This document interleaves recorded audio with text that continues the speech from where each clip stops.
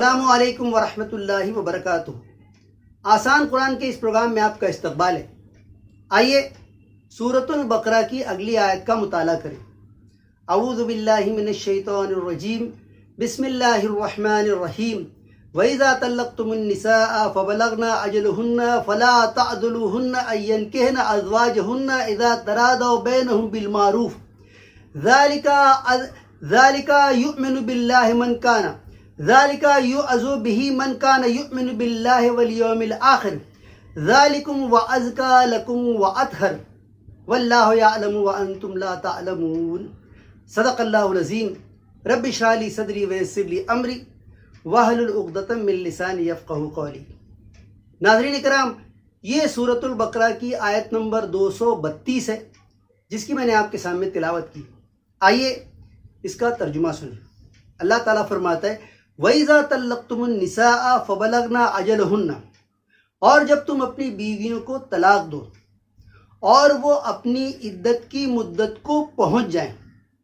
وَإِذَا طَلَّقْتُمُ النِّسَاءَ فَبَلَغْنَ أَجَلَهُنَّ فَلَا تَعْضُلُوهُنَّ، تو نہیں تم روکو انہیں، أَن يَنكِحْنَ، کہ وہ نکاح کریں، أَزْوَاجَهُنَّ، اپنے جوڑوں سے۔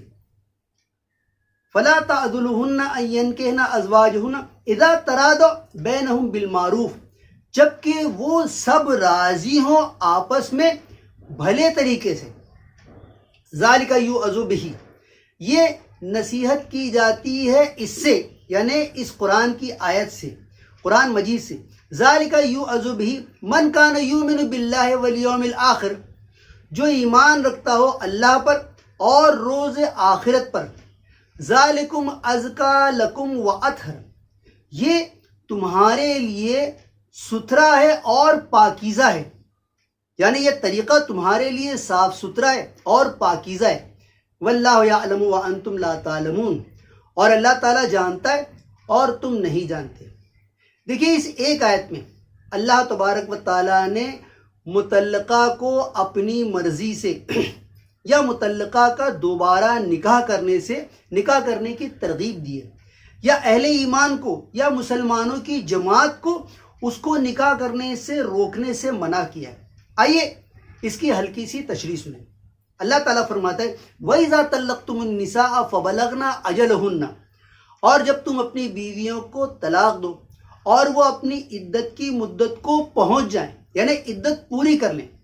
دیکھیے جب تک عدت میں ہیں تب تک وہ نکاح میں ہیں، جب عدت ختم ہو جائے گی تو نکاح جو ہے وہ ختم ہو جائے گا، اور طلاق جو ہے جیسا اس سے پہلے بتا دیا گیا تھا، طلاق رجعی جو ہے وہ ختم ہو جائے گی۔ پھر یا تو وہ طلاق بائن ہو جائے گی جس میں عورت جو ہے وہ اپنی مرضی سے نکاح کر سکتی ہے، یا طلاق مغلظہ ہو جائے گی، اس میں بھی وہ اپنی مرضی سے نکاح کر سکتی ہے۔ تو اللہ تعالیٰ فرماتا ہے جب وہ اپنی عدت کی مدت کو پوری کر لیں تو تم انہیں روکو مت کہ وہ اپنی پسند کے جوڑوں سے نکاح کریں۔ عام طور سے کیا ہوتا ہے، انسان کی نفسیات ہوتی ہے کہ جس عورت کو میں نے طلاق دی ہے تو طلاق کی کچھ وجوہات ہوگی نا، طلاق کی وجوہات میں وہ یہ بتاتا ہے کہ بھئی یہ عورت جو ہے وہ میرے لیے مناسب نہیں تھی، یا اس کا میرے سے جو ہے وہ نباہ نہیں ہو رہا تھا، یہ اتنی خراب تھی، اس کے اندر یہ خامی تھی، اب یہ میرے ساتھ نباہ نہیں کر سکی تو کسی اور کے ساتھ بھی نباہ نہیں کرے گی، ہے نا۔ اب اگر وہ کسی اور کے ساتھ نکاح کرنے کی اس کو رغبت ہے، یا کسی اور کے ساتھ وہ نکاح کرنا چاہتی ہے، تو ہو سکتا ہے کہ اس آدمی کے دل میں خیال ہو کہ اگر اس سے نباہ ہو جائے گا تو میری جو غلطیاں ہیں، میری غلطیاں جو ہے وہ سامنے لوگوں کے آ جائے گی، دیکھ اس کے ساتھ تو اس کا نباہ ہو گیا اور تو اس کے ساتھ جو ہے وہ نباہ نہیں کر سکا۔ تو اللہ تبارک و تعالیٰ نے یہاں جو ہے اس مرد کو بھی اور ساتھ ہی ساتھ جو ہے وہ سماج کو بھی روکا ہے کہ اگر ان کی عدت کی مدت جو ہے وہ پوری ہو جائے اور وہ اپنے پسندیدہ جوڑوں سے شادی کرنے کے لیے راضی ہوں، وہ بھی اور خاندان بھی، تو تم ان کو روکو مت۔ ساتھ ہی ساتھ یہ کہ جس طرح شوہر کو شادی کرنے کا اختیار ہے، اسی طرح جو ہے وہ مطلقہ بیوی یا بیوہ بیوی کو بھی شادی کرنے کا اختیار ہے، تو سماج اور معاشرہ اس میں کسی طرح کی رکاوٹ نہیں ڈالے۔ آگے اللہ تعالیٰ نے کیا فرمایا، ذالک یوعظ بہ من کان منکم یؤمن باللہ والیوم الآخر، یہ نصیحت کی جاتی ہے اس سے، یعنی قرآن مجید کی آیت سے اس شخص کو نصیحت کی جاتی ہے جو اللہ پر اور روز آخرت پر ایمان رکھتا ہے۔ اللہ پر ایمان رکھنے کا مطلب یہ کہ اللہ تعالیٰ اس کا خالق، مالک، رازق، حاکم ہے، اور وہی یہ حکم دے رہا ہے کہ تم ان کے دوبارہ نکاح کی راہ میں رکاوٹ نہ ڈالو۔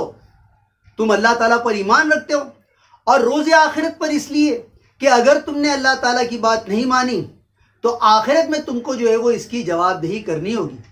دیکھیے قرآن مجید میں اللہ تعالیٰ نے ان دونوں ایمانوں کو، ایمان باللہ اور ایمان بالآخرت کو جو ہے وہ شدت کے ساتھ بیان کیا ہے۔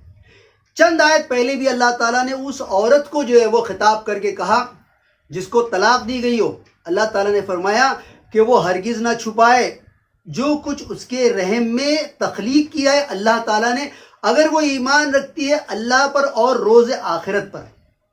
حدیث میں بھی اللہ کے رسول صلی اللہ علیہ وسلم نے یہی طریقہ اختیار کیا، جو اللہ اور روز آخرت پر ایمان رکھتا ہے اسے چاہیے بھلی بات کہے ورنہ خاموش رہے، جو اللہ اور روز آخرت پر ایمان رکھتا ہے اسے چاہیے مہمان کی تکریم کرے، مہمان کے ساتھ عزت کا سلوک کرے۔ تو اللہ تعالیٰ فرماتا ہے یہ نصیحت، یہ واعظ اس کو کیا جا رہا ہے جو تم میں سے اللہ اور روز آخرت پر ایمان رکھتا ہے۔ آگے اللہ تعالیٰ نے کیا فرمایا؟ ذالکم ازکا لکم واطہر، یہ تمہارے لیے سے مراد پورے سماج کے لیے ستھرا طریقہ بھی ہے اور سب سے زیادہ پاکیزہ بھی ہے۔ دیکھیے اللہ تعالیٰ نے دو لفظ استعمال کیا، ازکا، زکی کا مطلب ہوتا ہے پاک، صاف ستھرا، اور طاہر کا مطلب ہوتا ہے پاک، اور اطہر کا مطلب ہوتا ہے سب سے زیادہ پاک۔ یعنی یہ طریقہ کوئی غلط نہیں ہے بلکہ بہت ہی زیادہ پاکیزہ طریقہ ہے۔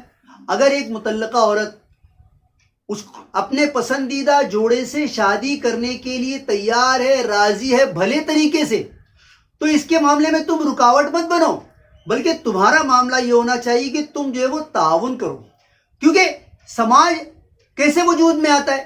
سماج وجود میں آتا ہے مرد اور عورت کے ملنے سے، اور اگر تم مرد اور عورت کے ملنے کو روکو گے تو سماج کیسے بنے گا؟ تو اللہ تعالیٰ فرماتا ہے ذالکم ازکا لکم واطہر، یہ تمہارے لیے ستھرا ہے اور سب سے زیادہ پاکیزہ طریقہ ہے۔ پھر اخیر میں اللہ تعالیٰ نے کیا فرمایا؟ واللہ یعلم وانتم لا تعلمون، اللہ تعالیٰ جانتا ہے کیونکہ اسی نے انسان کو بنایا، اسے وہی انسان کی نفسیات کو، انسان کی کمزوریوں کو، انسان کس طرح سے بہتر زندگی گزار سکتا ہے، تو وہی اسی نے یہ طریقہ تمہارے لیے مقرر کیا۔ دیکھیے عام طور سے کیا ہوتا ہے، ہمارے یہاں جو بڑے بوڑھے ہوتے ہیں ان کو جو ہے وہ زندگی کا تجربہ ہوتا ہے، اور وہ اپنے تجربے کی روشنی میں جو مشورہ دیتے ہیں وہ مشورہ بہت ہی زیادہ جو ہے وہ قابل عمل ہوتا ہے، اس لیے کہ انہوں نے جو ہے وہ پوری زندگی کو برت کر دیکھ لیا ہے نا۔